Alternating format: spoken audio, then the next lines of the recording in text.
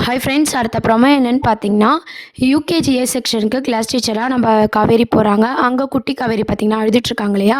Already நீங்கள் ப்ரோமோவில் பார்த்துருப்பீங்க, எபிசோட்ஸ்லையும் இன்றைக்கி பார்த்துருப்பீங்க. அழகாக வந்து சமாதானப்படுத்திட்டுருக்காங்க, ஏன்பா அழுவுற அப்படின்னு சொல்லிட்டு. அப்போ பார்த்தீங்கன்னா, எங்கள் அப்பா என்னை விட்டுட்டு போயிட்டாரு, எங்கள் அப்பா ஞாபகமாகவே இருக்குது அப்படின்ற மாதிரி சொல்லும்போது, காவேரி என்ன சொல்கிறாங்கன்னா, வீட்டில் நீ அப்பா கிட்ட இரு, ஸ்கூலில் வந்து நான் உங்ககிட்ட ரைம்ஸு, சாங்ஸு, டான்ஸ் எல்லாமே நம்ம பண்ணலாம், ஜாலியாக இருக்கலாம், ஓகேவா அப்படின்னு சொல்லி காவேரியை பேசி எப்படியோ சமாதானப்படுத்துகிறாங்க. உடனே குட்டி காவேரி பார்த்திங்கன்னா காவேரியை வந்து கட்டி பிடிச்சிக்கிறாங்க. இதெல்லாம் வந்து பார்த்து வீட்டில் நினச்சி பார்த்து காவேரி வந்து ரொம்ப ரசிச்சுட்டு இருக்காங்க.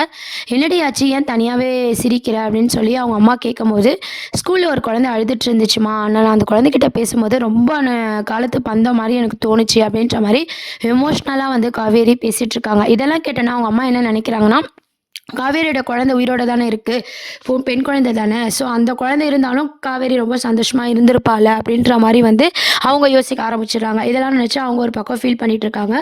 காவேரி அந்த குழந்தையே யோசிச்சு பார்த்து ரொம்ப ரசித்து பேசிகிட்டு இருக்காங்க.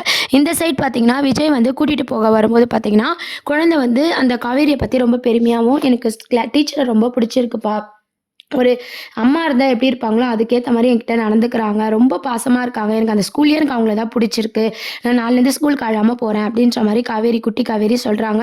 பரவாயில்ல, உன்னை பார்த்துக்க ஒரு ஆள் இருக்காங்களே, அந்த டீச்சரை நான் பார்த்தே ஆகணும், அந்த டீச்சருக்கு நான் நன்றி சொல்லணும் அப்படின்னு சொல்லி விஜய் வந்து சொல்லிகிட்டே இருக்காரு.